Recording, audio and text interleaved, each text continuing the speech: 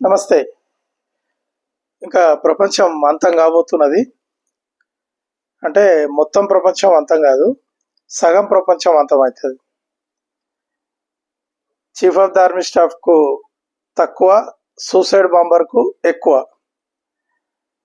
Field marshal, Pakistan field marshal Asif Munir ఏమని statement ఇచ్చాడంటే, మేము పోతాం ఎట్లాగో పోతాం, మా అణ్వాయుధాలు భారత్ మీద ప్రయోగించి సగం ప్రపంచాన్ని నాశనం చేస్తామని అమెరికా గడ్డ నుంచి స్టేట్మెంట్ ఇచ్చాడు. ఎంత పాగల్గాడు, వీని chief of the army staff ఎట్లా చేసిరో. అంటిగా ఆడున్న సిస్టమే అటువంటిది.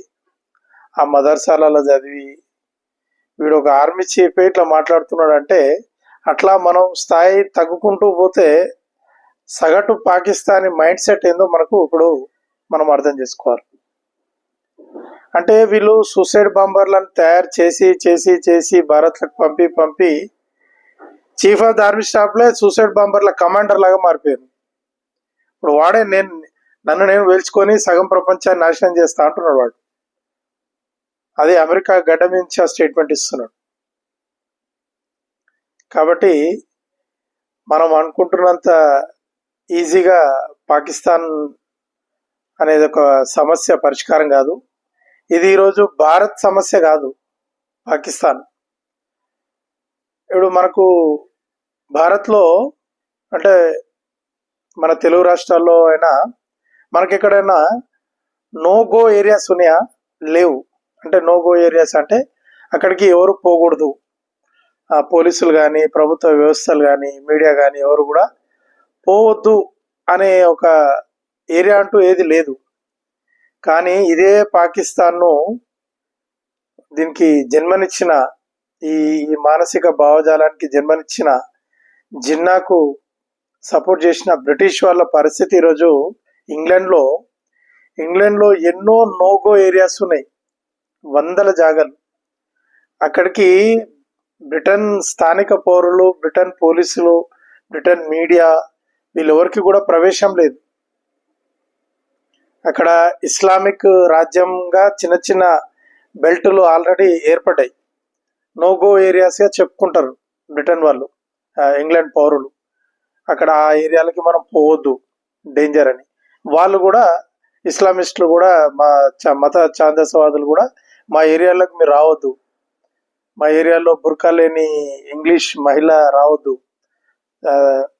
వెస్ట్రన్ వేషధారణలో ఉన్న బ్రిటిష్ వాళ్ళు రావద్దు అన్న దూరంలో వాళ్ళు అక్కడ నడిపిస్తున్నారు రాజ్యం. షరియా కోర్టులు ఏర్పడ్డాయి ఆల్రెడీ ఇంగ్లాండ్లో.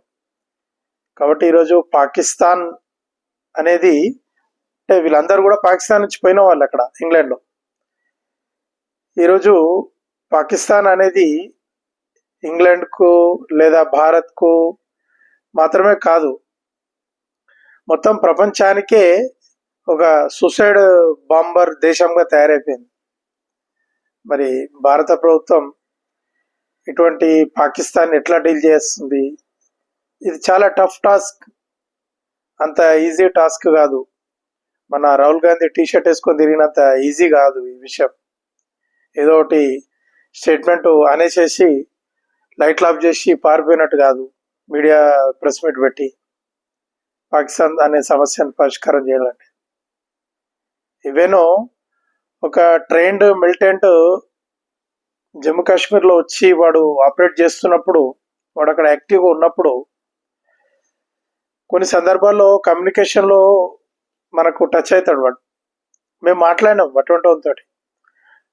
వాడు పాకిస్తాన్ నుంచి కాశ్మీర్లోకి ఎందుకు వస్తాడంటే, వాడు క్లియర్గా చాలా క్లారిటీగా చెప్పిండు. నేను సంభాషణ చేసిన,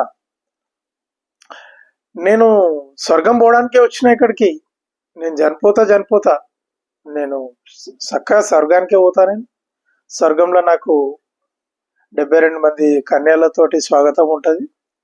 నేను ఏ కాశ్మీర్ కోసం ఇక్కడ నేను షహీద్ అవుతున్నానో, నాకు అక్కడ నా దేవుడు అక్కడ నాకు ఒక కాశ్మీర్ని ఇస్తాడు, నాకే ఇస్తాడు, నాదే రాజ్యం అది.